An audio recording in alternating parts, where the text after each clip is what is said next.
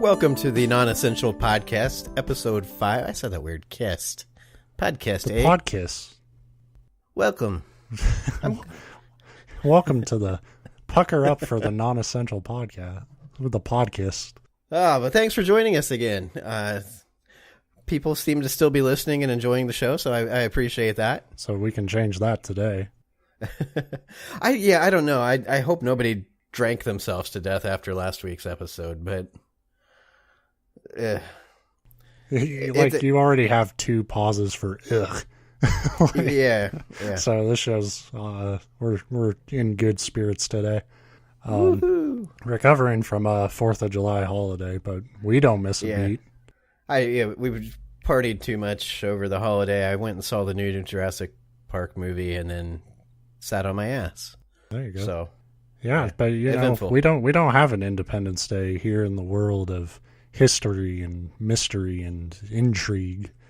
That is the Non-Essential Podcast. We don't have anything. We just have two random stories that we each bring one, so that equals 2 because I'm good at math. There you go. There's some non-essential facts for you. 1 + 1 is 2, fellas. 2. So yeah, last week we talked about something. I talked about vampires, and then I blocked out what you talked about because it just made me really upset.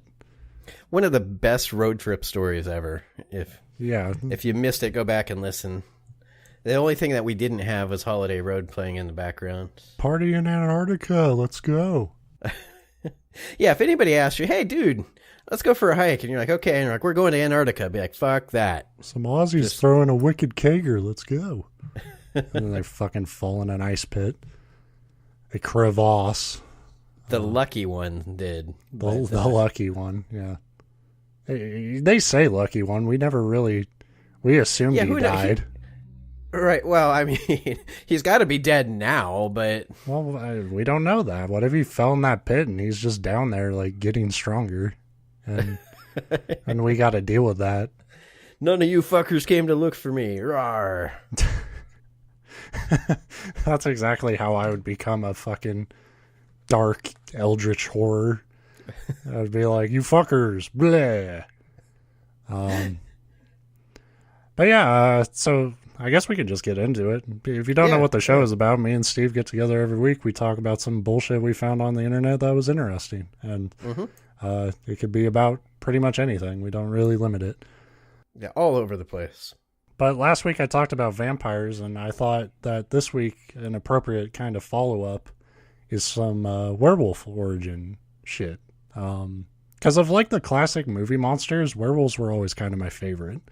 Like I always liked the idea of like a monster that wasn't like choosing to be a monster. Like it was against a dude's will, but he just like became this fucking thing. And as somebody that refuses to take responsibility for my actions, I always like the aspect of waking up and be like, what did I do? Yeah, that's that famous Wolfman quote where he was basically Homer Simpson.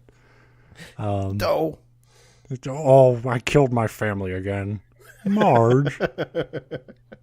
But yeah, so over the years, there's like, with werewolves, it wasn't actually just limited to wolves. Like there's been legends of any sort of were animal, tigers, snakes. And I was surprised that like a really popular one, I guess, were seals.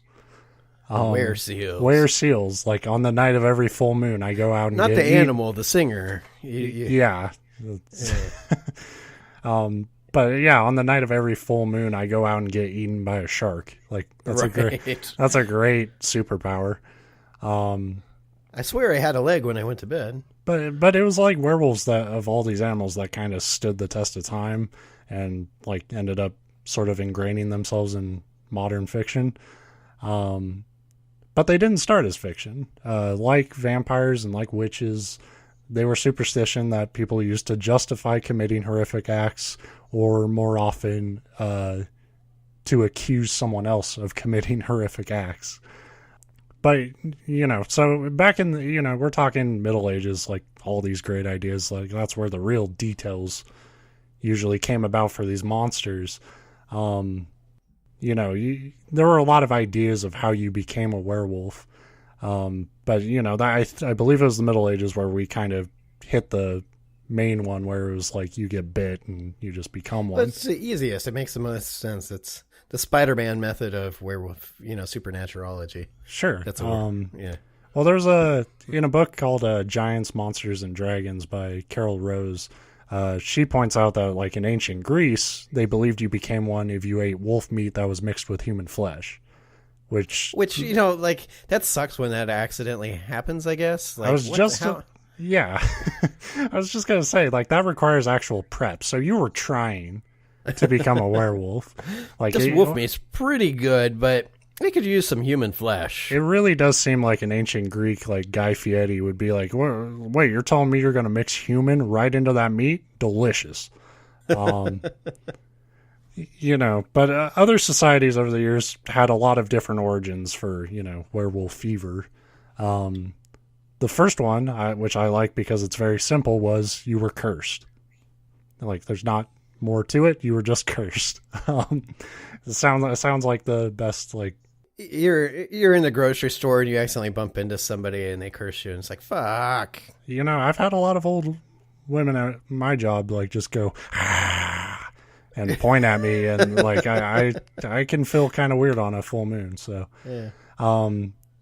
2, being conceived under a new moon, which you would think that over the centuries we would have a shit more werewolves if that were true. That'd be a fun thing to, like, scientifically test, though, right? Yeah, absolutely. But even for, like, this theory's time, people were fucking a lot. Yeah, well, especially under, like, a full moon, because if there wasn't a lot of light, I mean, you got to take advantage of the romantic setting, right? Yeah. And just, people, especially back then, were fucking animals back then. It didn't matter. They weren't paying attention to the moon at all. That's a weird aside that I've always, like, whenever I think about history, like, you think about history from textbooks, like just the facts, like Joe Schmo did this thing or that. But when you actually think about life in historical context, one of the things that always stands out to me is how up until relatively recently, and in our culture, because it's not this way in all cultures already, people lived in, like, giant family units. So obviously they had to have sex because that's how you reproduce. But often your whole family was, like, in the fucking room with you. Like, yeah. How weird would that have been? But kids don't look. Dad's got to get some stuff done. Got to go take care of something. Number 3, this one was weird because it's just eating certain herbs will make you a werewolf, and it never specified what herbs. Oregano. So I guess we just drop all herbs from our diet just to be safe. It sounds like the wise decision. Yeah, I don't know if that's like eating them in a certain combination or what. Number 4, sleeping under the full moon on a Friday. Well, then where the fuck are you supposed to just, like, stay awake? Well, I mean, I think they mean outside. Oh, I see. It's like a sunburn, except it turns you into a werewolf. But yeah, but that basically means, like, every alcoholic who has ever passed out in the lawn is a potential threat. So, did you have to sleep? Like, what if you're awake and outside? Does just the fact that you're awake, like, ward off the evil moonbeams? It says specifically sleeping, so I'm gonna go with that. If you're just hanging out outside on a Friday night and there's a full moon, you're probably good. I think when you're sleeping, you're extra vulnerable to bullshit, the tides and whatnot. Yeah. And then 5, which I like a lot, is drinking water that has been touched by a wolf. Touched by a wolf? Like, touched by a wolf. Like, if you drank from a stream or something that a wolf walked through, I think that would count. Is there a certain like parts per million that like concentration you need of like wolf touching? I'm not sure, but I just when I read that, I it seemed like wolf touched water sounds like something that they would sell in the organic section of a store. Like, I just kind of assume any natural water has been touched by a wolf at some point. Like, when does it become safe again? it never becomes safe, and that's why we're all werewolves. By the way, touched by a wolf. That as soon as you said that, I'm like, that's got to be a like daytime movie on Lifetime. It's actually my romantic novel, but it's literally just like a woman gets like touched by a wolf, and like there's in a strictly platonic way, folks. Yeah, it's. I mean, she's not really because she's afraid of the wolf, but the wolf just kind of like just puts a paw on her, but I write it with such great detail. Her bosom was heaving. The pads of the paws was rough but soft. So yeah, basically, no matter what route you took, it seemed like no matter what origin you believed a werewolf came from, it was always pretty easy to become a werewolf. You actually didn't have to do any of that shit, and people would just outright call you a werewolf if they thought you were strange. And some of He's their got sheep, a unibrow. yeah, and some of their sheep happened to die the night before, and they'd just be like, "Yeah, he's a fucking werewolf." Just because the sheep gets slaughtered and they wake up and you've got blood all over your mouth and a tail, they accuse people of anything. Yeah, and well, the fucked up thing in that time, in all these times, really, but I'm thinking especially just, the high point of, like, witch hunting and whatnot.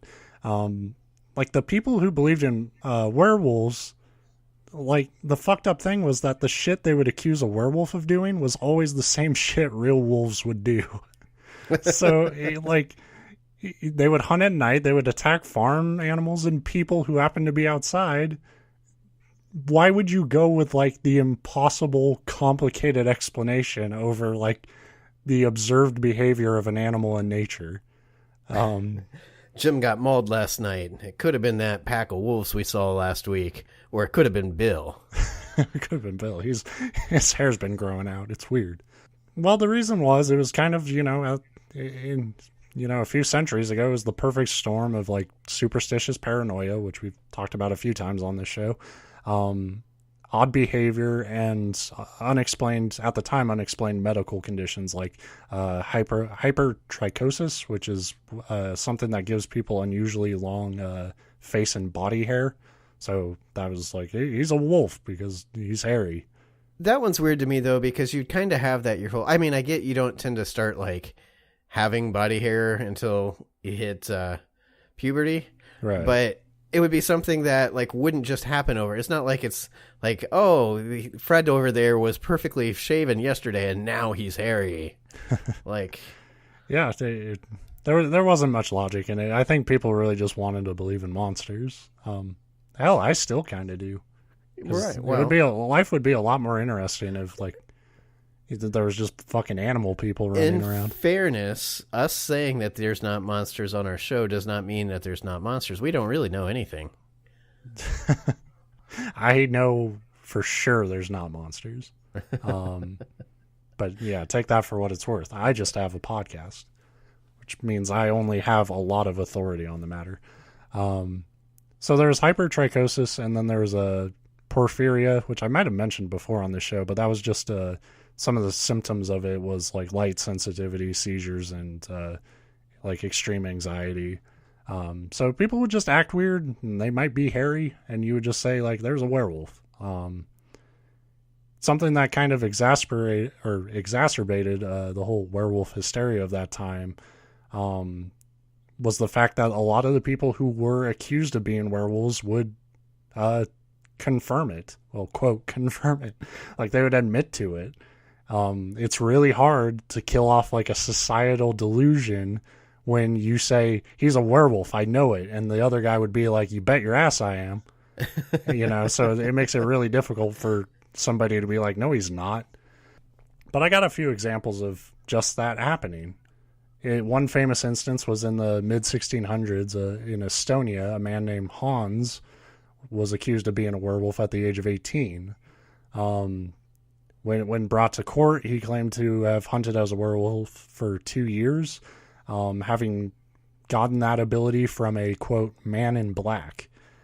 We haven't figured out if that was Tommy Lee Jones or Will Smith, but we do want them for questioning. Of course, judges, they don't really believe this shit, so they ask the hard-hitting questions like, did your body change or did your soul transmute into the beast? We need specifics, boy. Yeah, it's like, hang on. Now, how werewolf are you? We're going to scientificate this thing here. And Hans said that his body changed. He demonstrated this by showing a dog bite mark that was on his leg, supposedly when he was hunting in werewolf form. How does that prove that your body changed? Like in any way, shape, or form? Because he said that he was a werewolf when he did it. Then. And that's all the proof you ever need in a 1600s court of law. So when asked if he felt himself to be a man or a beast, remember, they're still trying to prove this. When asked if he felt himself to be a man or a beast during these hunts, he said he felt himself to be a beast. There's leading the witness, and then there's this shit, where it's just like... See, I'm wondering if like there was some cute neighbor girl that was just really freaky and like the whole animal thing, and he was just like, "Oh yeah, I'm a beast. Yeah, look at my hypertrichosis, baby. I hunt by night, if you know what I mean." I'm scraggly as shit. Like you couldn't make somebody more mentally disturbed, like look more like a werewolf if you like gave him the Wolfman makeup from that fucking movie. It was such a goddamn bullshit. Like they were so ready to believe this. So the court considered his testimony proof that he had undergone a transformation. And once you add in the man in black element, the court like easily determined that the devil was involved. Of course. So that meant Hans could be judged for witchcraft and immediately sentenced to death. Well, that seems harsh. Well, witchcraft was witchcraft. But he didn't participate in witchcraft. He got... Well, I guess... he needed a better origin story, I guess. Well, that's the thing. When werewolf hysteria was, at its peak, it was pretty much always... They were always trying to find a way to link it to witches. Like they always said it was because one monster is cool, but a monster causing another monster is cooler. That's right. They didn't have Hollywood back then, man. Like you had to make the movies real, and people had to die for them. So yeah, they always tried to bring it back to witchcraft. Witches were always responsible, or the devil was responsible. And guilty verdicts, if they did judge lycanthropy as its own thing, it always had like similar punishments as witchcraft. They would burn them at the stake or kill them in any fucking way they could. Can't they just use one of those like bark collars on them? As somebody who has a dog with a bark collar, let me tell you, it doesn't help. Doesn't stop werewolfism. I had to fucking take 10 minutes editing the show last week because bark collars don't do anything. So another example is a man named Gilles Garnier. He was a reclusive French hermit living outside the town of Dole in the 1500s. Asking for trouble. Jeez. But he had just recently gotten married, so that made me feel bad because I go out into the world and I can't meet a woman. How does a reclusive hermit meet a woman? He went out of his way to not meet a woman, and he got married. But I stopped feeling as bad because it turns out he's a piece of shit. So Garnier's reclusive lifestyle, like once he got married, he didn't want to change how he lived, so he moved her out into the middle of nowhere too. So his reclusive lifestyle made it difficult to provide for two people instead of just himself. So he went to the natural. I think we've all struggled at, putting food on the table at times, and you go to the old standby, murdering children for their flesh. Well, who hasn't thought about it, like you said? Well, food is hard, and when you're shit at being a hermit, you only have so many options. Like, why would you go out and live on your own if you couldn't, provide? Like, if you didn't know how to live off of the land around you? But I see where this is going. He must have, one day he killed a child and a wolf, and he mixed the meat with the flesh, and bam. And became more wolf. No, he was eventually caught when a group of traveling workers one evening saw him in the possession of a body of a dead child, and he was quickly arrested. That's a hell of a thing to get caught with. You can't explain it away. It's well, he certainly tried. So according to his testimony at his trial, one night in the forest while he was looking for food, Gilles was approached by a specter, aka the devil, because it's always the devil, who had given him an ointment that allowed him to become a wolf and hunt more easily. I don't know if that meant like he could just put the ointment on once and then always transform, or he had to put it on every time. They never found the ointment. Shocking. He confessed to stalking and murdering 4 children, cannibalizing them, and sometimes bringing the flesh back to his wife. Sometimes. Everything I read always specified that, so I don't know. Because the idea was that their marriage was in trouble because she was fucking hungry, and like, so I assumed this was to feed her, but you know, if he didn't bring even his horrible cannibal food back, I don't know what the fuck he was doing. That tells you something about humans, though, that it's easier to stalk and kill a human child than an animal. Yeah, fucking really. Like, well, you know, animals are pretty smart. Have you ever, like, tried to catch a dog if she got out or something? Yeah, like they're extra smart at not getting stalked and killed, because that's like 50% of their purpose in life. It's reproduce and not get killed. Yeah, their whole evolution pattern is to not die. Meanwhile, we have to like go out of our way to keep our kids alive. Like they want to go into every goddamn death sentence that modern society has given them. Can I go visit that starving hermit and his wife? Sure. Well, and it's also, you know, if he lived out in the middle of nowhere, what were all these fucking kids doing? Like, oh, true. Yeah. Like it's like, well, back then in the olden days, they wanted free range children. They just, once you had them, you put them out to pasture. They taste better if they're free range. It's on the packaging. Right. God, that was a dark joke. I didn't think I knew I would talk about a cannibal at some point, but I didn't think it would be like this.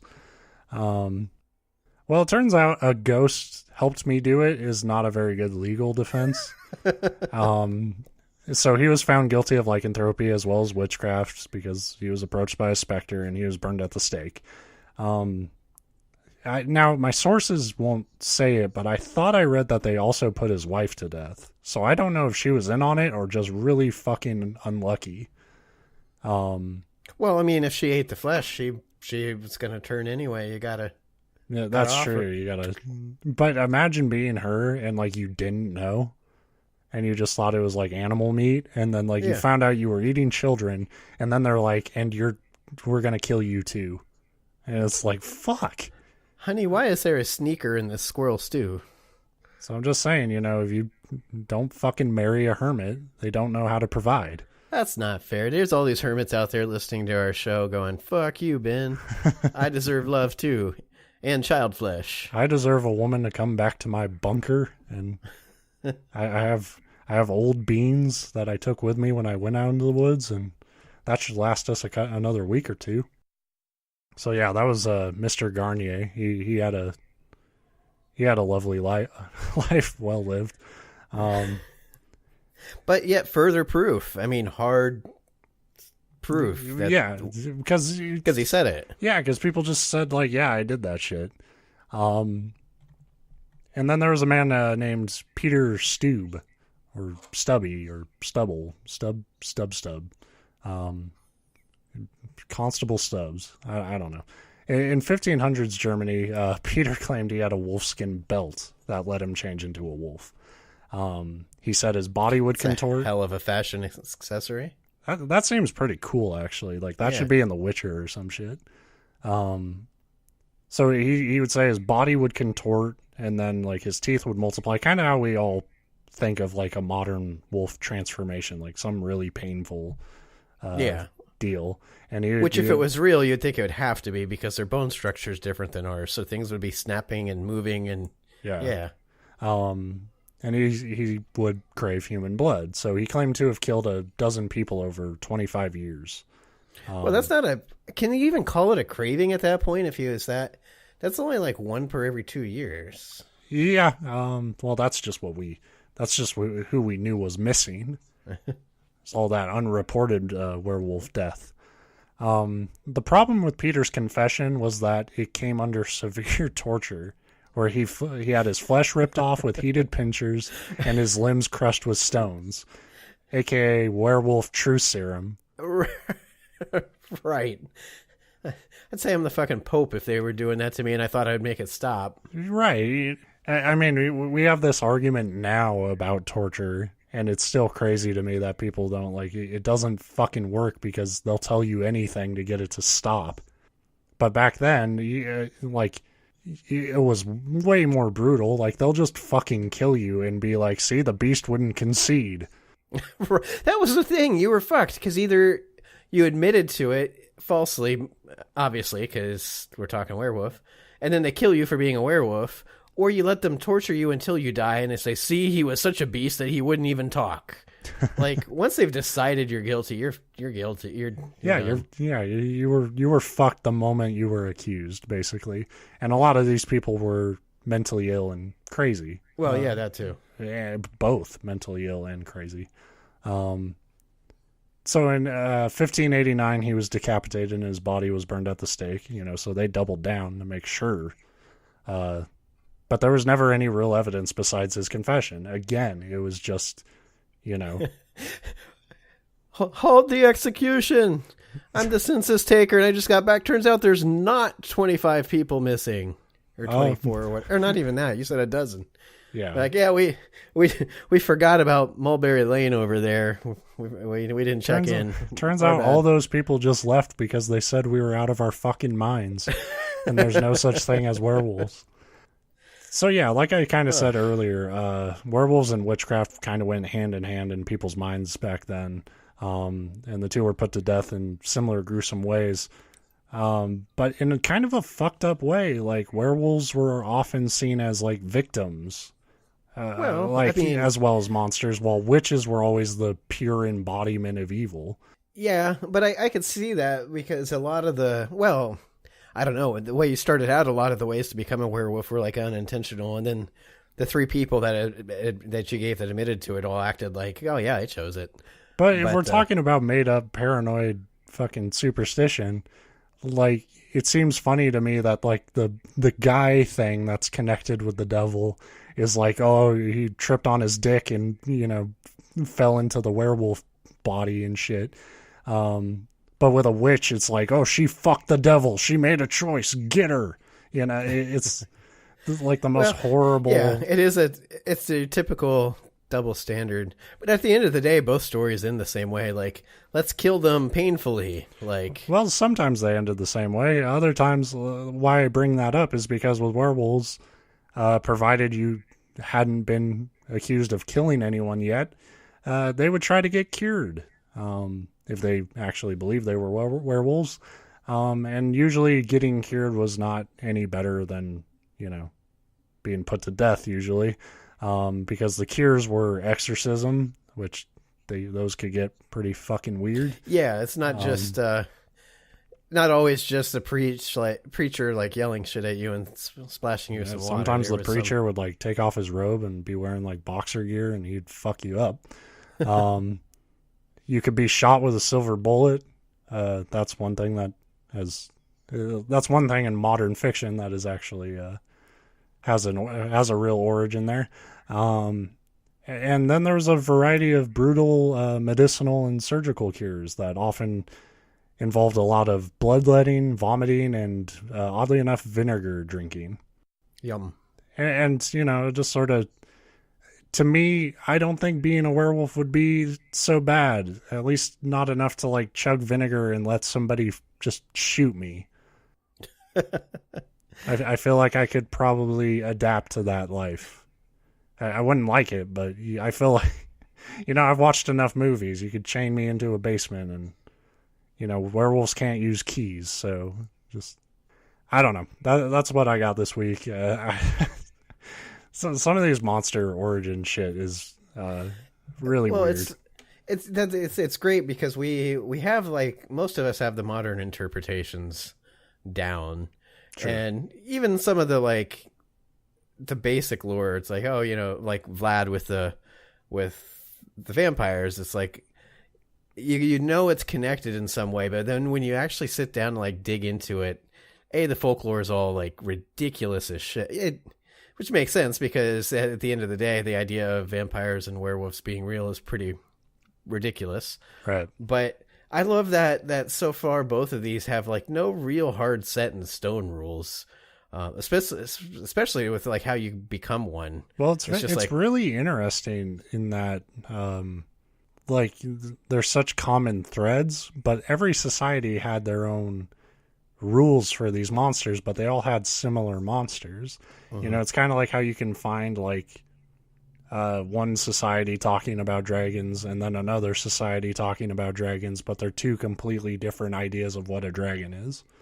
Right, and they're both wrong because I know what dragons are, and they haven't figured it out yet. Bruce Lee was the only dragon.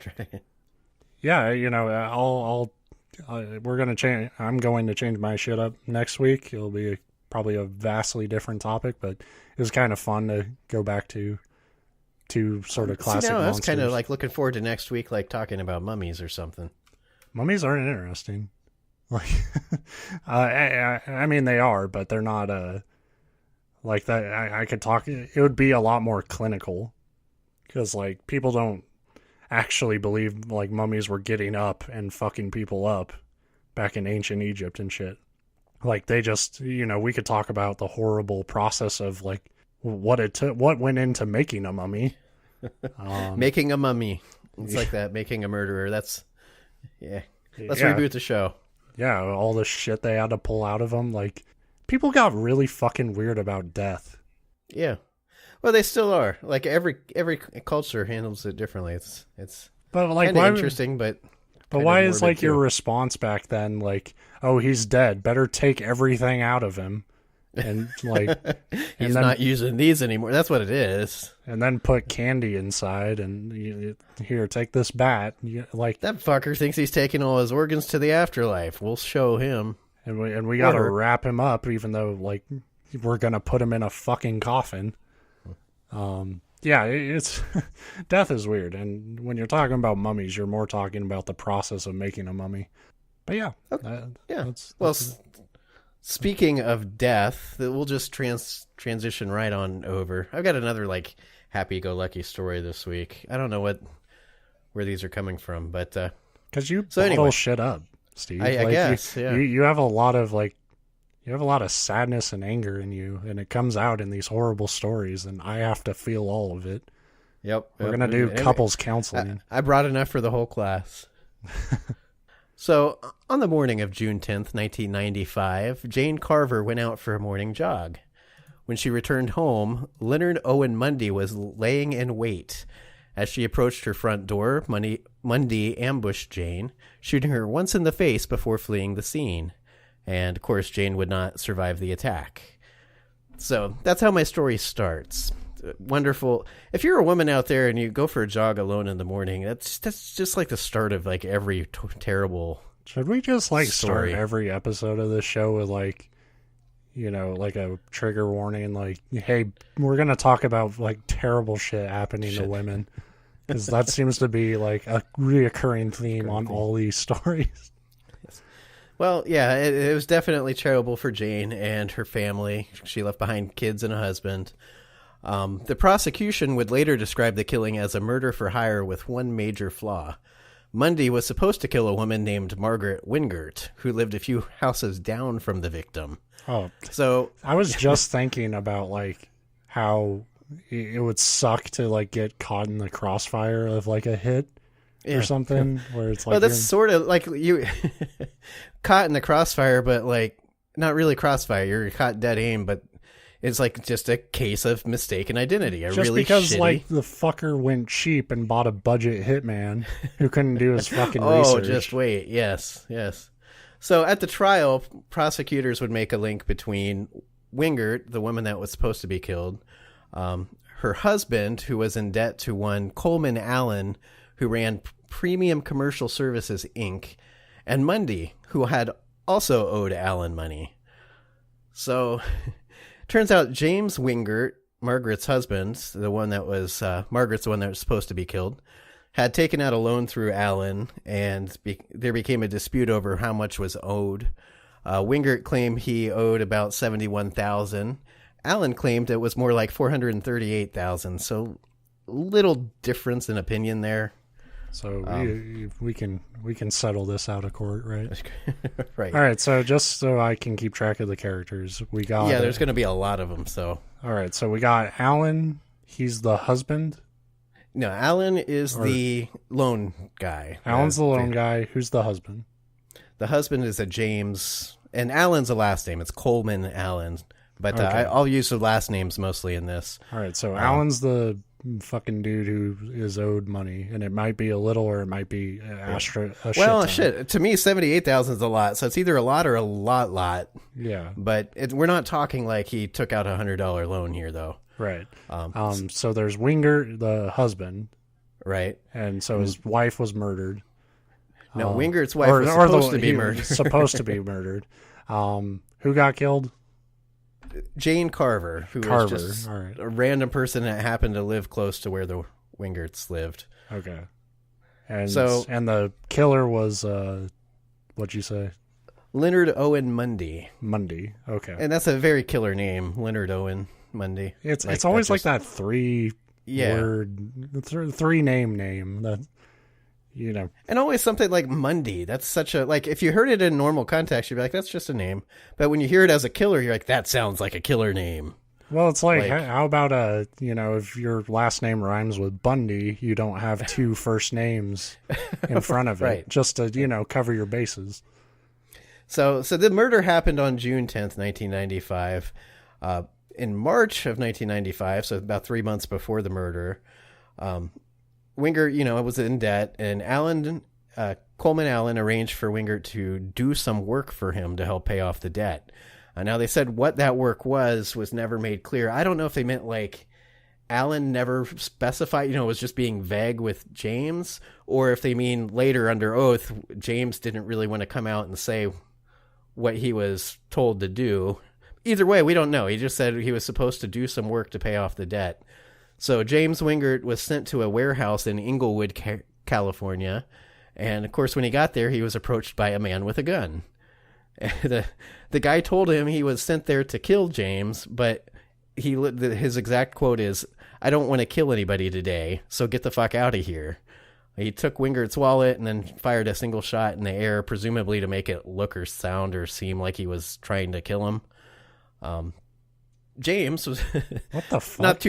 James was not too happy about somebody saying, "Hey, I was hired to kill you." So, and he hold did the fuck on. Like, this guy knows he needs to, like, make it look like he at least put in the attempt, but he does, like, the most random fucking, like, see, a shot was fired.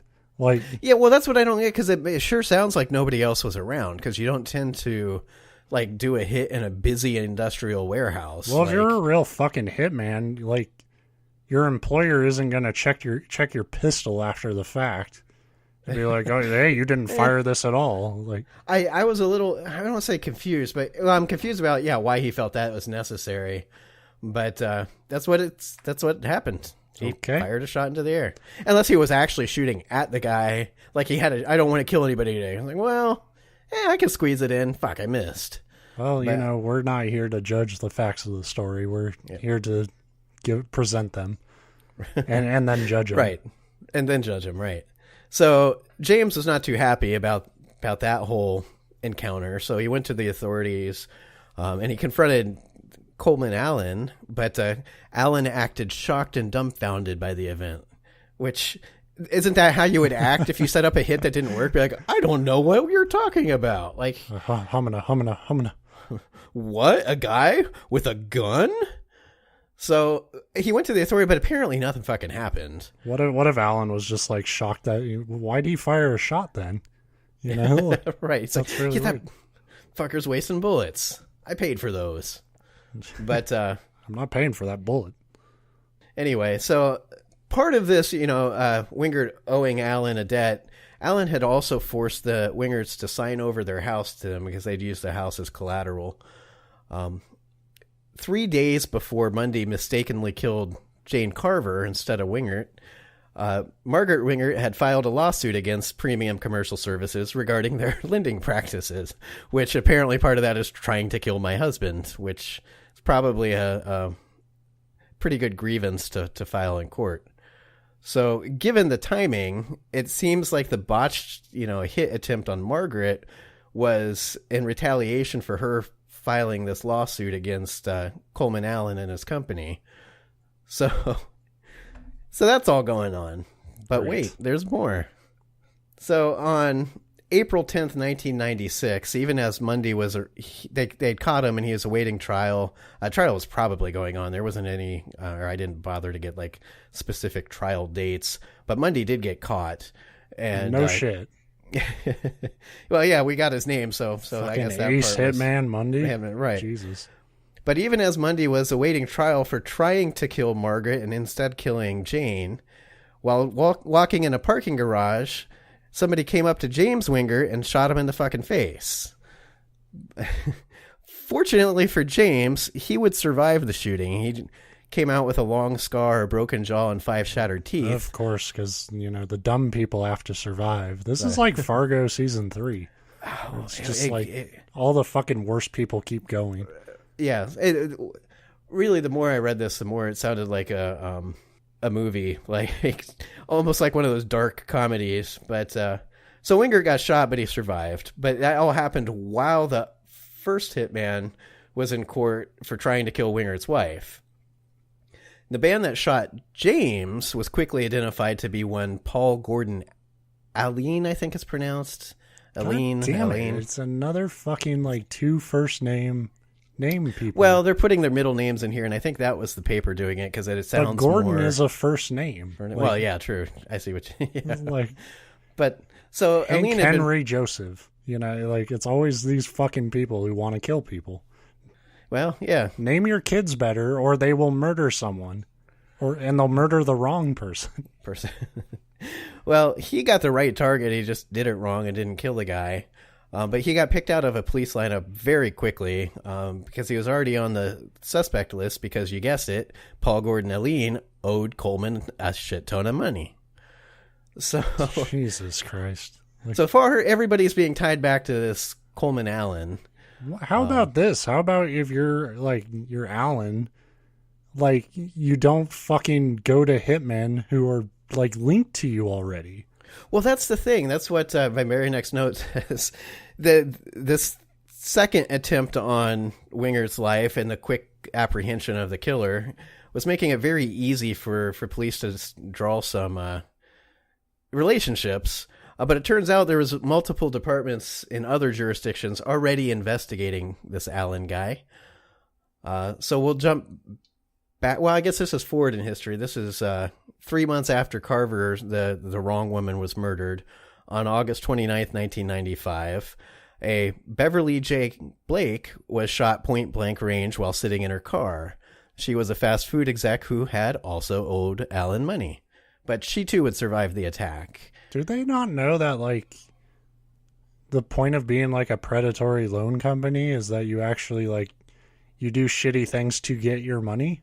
It's not just an excuse to kill people who owe you money. Right. So sometime in 1995, it didn't give an exact date of when this happened, but Coleman Allen had invited a businessman named Sandip Segumpta. Sandip Segumpta. I knew I was going to screw that. Weird name. But he invited him to come inspect a vacant condo with him. And, of course, Sandip owed Allen money, so going to this condo is probably a very bad idea. But Sandip didn't know what was going on with all the other stuff, so he went with him. And while in the downstairs bathroom, Coleman Allen pulled out a pipe wrench and started beating him with it. So I think, one thing we can say is you probably shouldn't be in these positions anyway. But if you do end up owing somebody money, and I'm going to go so far as to say if you owe anyone any money, don't go with them. anywhere. Especially it's a place that they say they flat out tell you is vacant. Like, yeah, don't fucking follow them. You meet in a public place, you totally Goodfellas that shit. You get a spot by the window. You got that 200 thou you owe me? No? You want to go out to the desert for a little bit? No big reason, nothing big. Yeah, so just ignore the shovels. We're gonna go down to that vacant lot, take care of a thing. I know I don't come to you for anything except where's my money, but let's go for a ride. So, anyway, he hit the guy a couple times with his pipe wrench, and they wrestled for a bit, and Sandip tried to get away, and Alan tried to strangle him, but it says Sandip began pleading for his life, so Alan let him go. So I guess he's a reasonable guy, yeah. Well, that is the bad guy muscle move you should be doing if you're trying to get money back, right? Right, if you're gonna do this mafia shit and break some kneecaps, you don't shoot him in the face. No. But, so Alan was obviously caught for this particular thing. It's hard to, when the witness who knows you gets beaten, it's easy to catch him. But he pled guilty to the assault and was placed on 3 years probation. So not even jail time, just probation. It's interesting to note that Alan had a daughter that worked as a prosecutor in the office that tried her father for the case. So don't know if that had anything to do with it, but it totally did. And by the way, the condo that Coleman Allen had invited Sandip to inspect was a condo that he had seized from somebody else that had owed him money, who he also shot in the face. No, this is great. This is great predatory lending at its finest. Mm-hmm. So another case that was being investigated by a different jurisdiction involved one Barry Skolnick, who owned a recording studio in Hollywood. And, of course, Skolnick had turned to Allen and Premium Commercial Services Corp. The worst fucking name for business, by the way. Yeah. I hate when they just do, what it is. It's restaurant eatery place. But, Ben's Food Stuff. Right. Well, even that's, at least got your name in it. So something to make it, unique. But, anyway, he turned to them for a loan. And, of course, that loan didn't work out. So Alan took over the company, renaming it Alan's Hollywood Recordings in 2014. So Alan just really fucking sucked at naming stuff. Like I said, that one he at least personalized a little bit, but Alan's Hollywood Recordings, okay. Alan's business. Yeah. But anyway, the business got seized, but Skolnick stayed on as the company's general manager. But unfortunately for Skolnick, who already owed Alan $900,000, he had also taken out about a $500,000 loan from an outside bank in the name of the company. So, this might be a hot take, but I think anybody who's getting involved in loans like this for such massive amounts, I think the right people are kind of getting thrown into a clusterfuck violent situation. Right. Because it's you should not be taking that money, and and this fucking guy should not be giving that money, and he should know how to get that money back, isn't to just start shooting people with incompetent hitmen.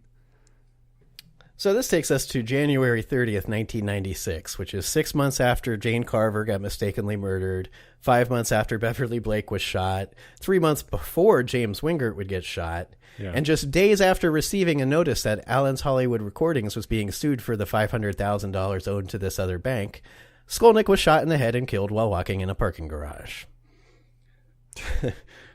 So Premium, at this point, I've been talking about Alan and his company, Premium Commercial Services Corp. One article described it as a factoring company, and I've never heard that term. But it's loan sharking. And I guess that's unfair. I'm sure there's ones out there that are above board. But what it is they provide high-risk business startup loans. So, they're things with not necessarily the collateral that you'd want, a high chance of not.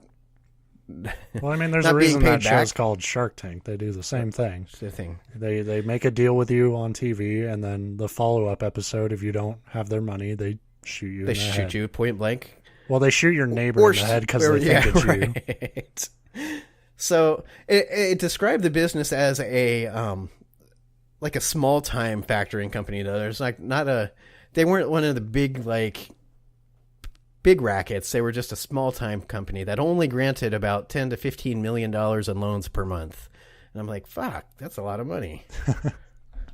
But so and you've pointed this out. I'm glad you did, because my next thing says, if you're like me, you've been thinking that Coleman Allen seems to make a lot of bad deals, and lots of people owe him money, but getting revenged by killing them doesn't make a lot of sense. It's not an equitable business practice, and I'm glad you pointed that out, because that was one of the things that I thought. I feel like you're about to pull the rug. Yep. Says, you can't. You think the thought is you can't collect money from a dead person.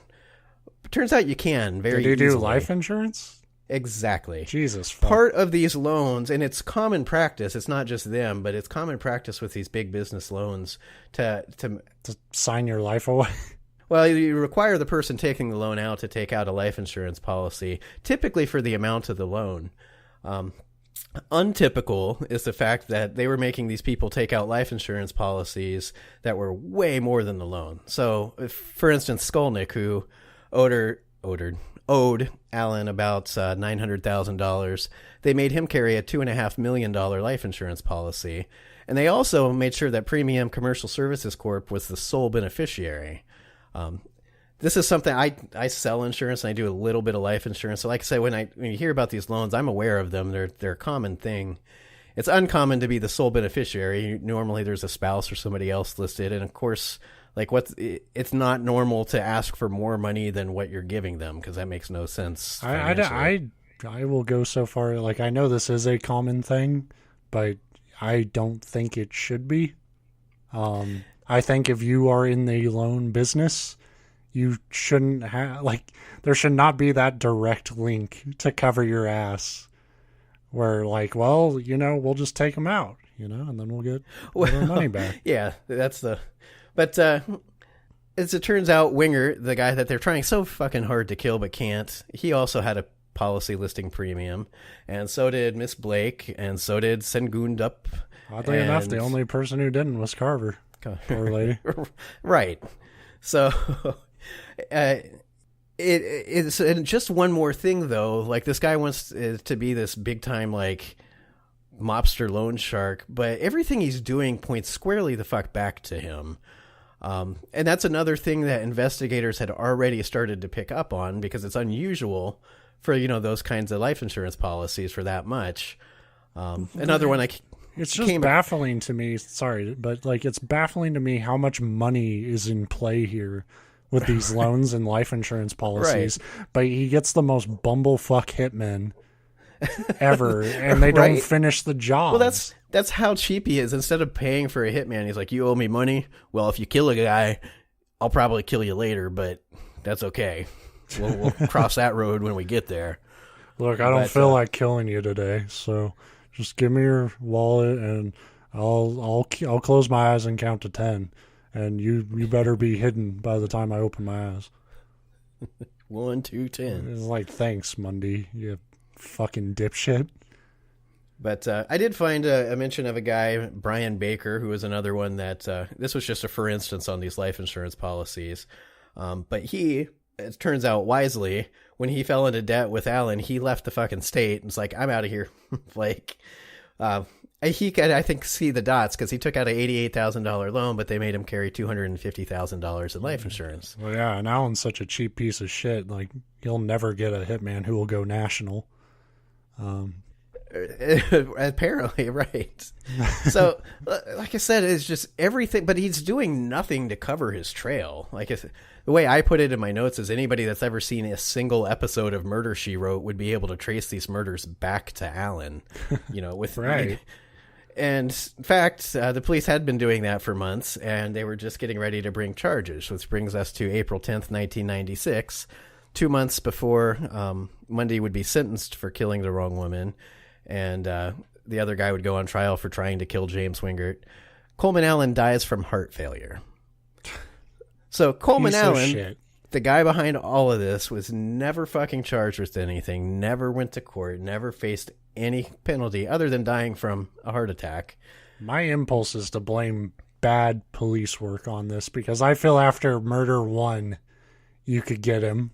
That's the thing, because I was thinking that too, and I'm looking back at the timeline, and it's like, granted, it's a pretty quick timeline. Like, the first thing with the record guy, the biggest thing, started around 1994. He wasn't killed until, 94, wasn't killed until 95. And then there was a whole bunch of killings, like, in 95, beginning of 96. So it's all within, like, a year. But they all point to the same guy. You'd think you'd move awful damn quick to, like, stop it. But apparently they were just one step too short, and the guy had a heart attack and got off. That's like in movies, how it's always like, we got to stop this gangster. Well, it's like he just shot someone, and we have it like recorded. It's like, we need more than that. You know, well, fucking why? Why is we need the Martinez tapes? Without those, we'll never charge. We can't go in until he does that coke deal. Like, why? Why He's is literally coke... shooting at you right now. The coke deal will happen anyway. Like, just arrest him for murder. Arrest that dude. But so Coleman was never charged with anything. Here's another interesting fact. Because the life insurance on the record recording guy, Skolnick, was made payable to the Allen's Hollywood Recording Corporation, and because the corporation can't be charged with that crime... Oh, fuck you. No way. The $2.5 million life settlement ended up going to Allen's wife. Fuck who you. became the president of the recording studio. So, now I didn't dig into these because it's beyond the scope of my story. There were headlines where the family of Skolnick, it was cleared that they could attempt to sue for the money. Hopefully they got it. If she's not, like, if this story doesn't end with his wife accidentally getting shot in the face, then there's no, like, good ending to this shit.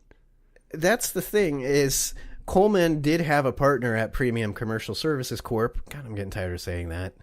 It was a guy, they called it, they kept shortening it to Premium in the articles, but he did have a partner, a guy named Jay Olins, and though it's unbelievable to think, it turns out that both Olins and Allen's wife had no fucking idea that any of this was going on.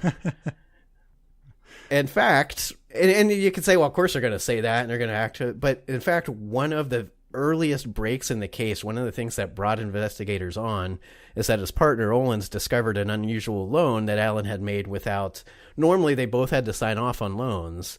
And he came across this file for somebody that he hadn't signed off on and found that life insurance policy, which was also not within their normal operating, whatever. And as soon as he found that, he turned that over to investigators and said, hey, something's going on here. It's probably a good idea if your partner in crime knows it's in crime and not... Well, that could be too. Not on the up and up. But it really looks like Olin and his wife had nothing to do with any of this. I think it's got to be like one of those like TV show deals where it's like you probably knew more. You would think you would at least knew something was going on, but like I said, it seems like he did. He probably had because nothing about this story like makes me think Allen was good at hiding shit. So. True. So they're either thick as shit or like they were just willfully ignorant. And the mind-blowing thing is through all these articles, and I'll have my citations like I always do, but 100% of my story came from various articles in the LA Times from the 90s where they were covering this like as it was unfurling.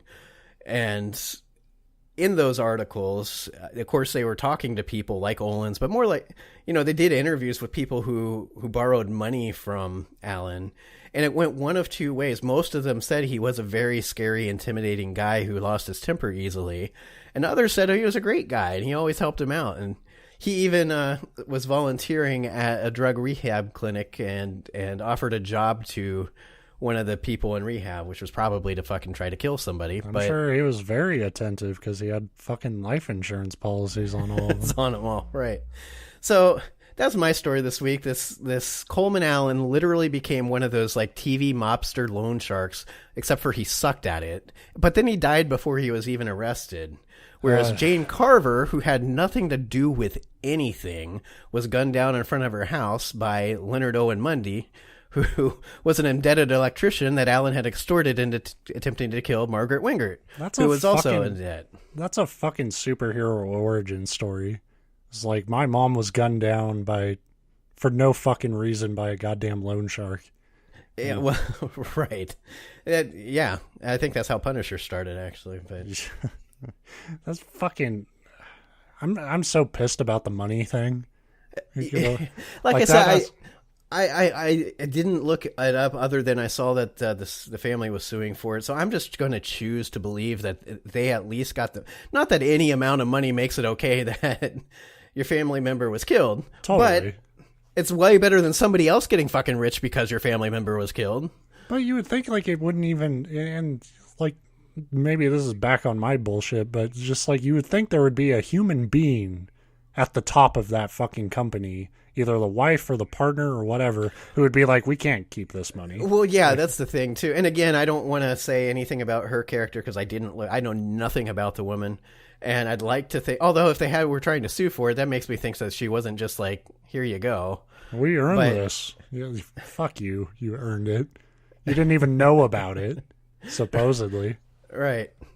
But I need this money to pay for all the lawsuits I'm going to get because my husband killed all these people. Jesus fucking Christ. Fuck yeah. Alan. I hope it was a really painful death. Like, it...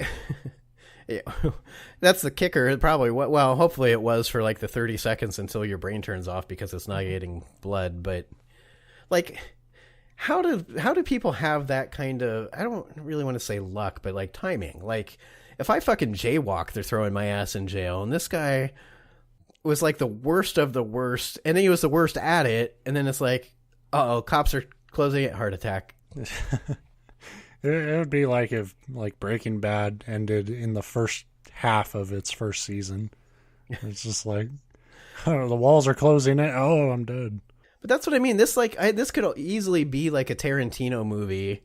Like, although he tends to not be as much like dark comedy. It would have to be, I don't know. I just see it like starring John Travolta. But yeah, it probably should star John Travolta because whatever this movie would be a piece of shit. And like you said, it could just be like if it wasn't for Jane Carver, who it's just so fucking sad that like she had nothing to do with anything. Yeah, the only character I liked in this whole. Other than that, it's like a whole comedy of errors. I'm not saying it's cool that this record guy got killed or that these other people got shot or whatever, but they at least were involved. They got themselves in a bad situation. You should look at the name of Alan's company and be like, yeah, we're not doing business with them. No. Well, that was the other thing I noticed. Like, again, I didn't post, him dying and then me concluding, like, giving that nice rundown of how the money went to the wrong people and this and that. But I did come across a couple lines that talked about how the company itself stayed in business, but how they were like kind of annoyed or upset because they had to like fight this reputation. It's like, no shit. Maybe you should at least close up and call your business something different. Yeah, but I guess he's dead. Change the name. Like, fuck. Although I suppose when you have all these contracts for millions and millions of dollars, it's probably pretty difficult to just like, now we're this other, I don't know. Companies do that shit all the time, though. Nothing is difficult if you're playing around with this much fucking money. Like, that's the other thing, like I said, that kills me is it makes you think when they say that they were lending between 10 and 15 million, not generally to one person, but total every month in loans, and that they were a small time player in that market. It's like, what the fuck goes on out in California? I'm blaming that state where I know you're from there, but why is I'm going to pretend like that doesn't happen in Ohio. Well, we don't have that kind of money in Ohio. Like, if you guys are small time, like, what? I am an ant. I have never had more than $1,000 in my bank account at one time. Yeah, this was very much, and that's what I mean. It's perfect for a movie script because it was very much that like outskirts of Hollywood, sleazy loan setting. And I shouldn't say sleazy because, like I said, this Olin guy, he, according to everything I read, was pretty above board, and he's still alive, and he's an attorney. So maybe we can get him on the show. Yeah. It would be interesting. I would come on the non-essential podcast, coward. Tell me where the money went. Where's the money? But so that's my story. It's another week where, like, after last week's, it's like I need to come back with something happy. And then I saw an article titled "Murder by Mistake," and I'm like, nope, that sounds interesting. And yeah, last week you left me traumatized. This week you left me pissed. That's right. So good job. We're going through all the emotions here on the Non-Essential Podcast. Next week we'll have a new one. But yeah, I'm going to talk about like unicorns and rainbows. I just need to balance this karma. But yeah, so that's the show this week. If you don't already, follow the official Twitter feed at Non-Essential Pod. We're also on Facebook. You can find us on Facebook. Libsyn's our homepage, but we are on iTunes. And if you listen through iTunes, like 90% of the people in the world who listen to podcasts, we appreciate any up rates or comments or votes or even down rates. I don't care. Like just let them know that somebody's listening so that we can get treated accordingly.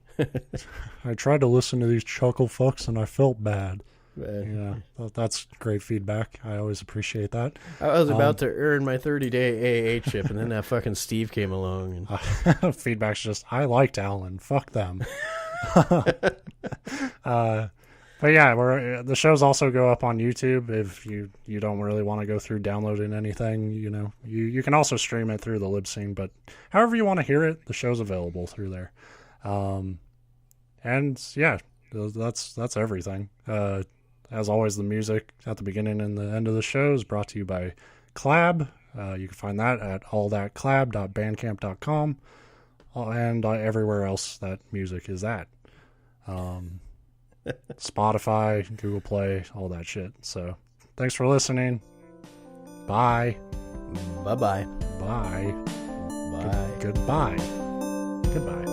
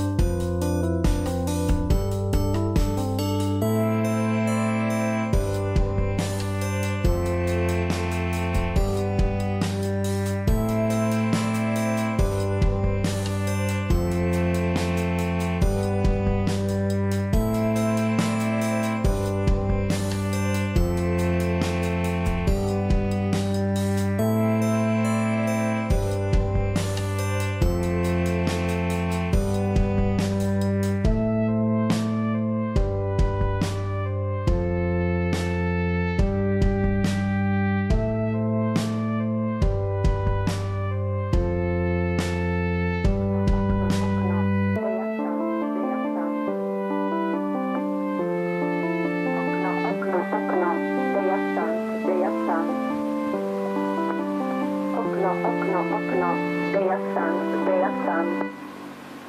Konec.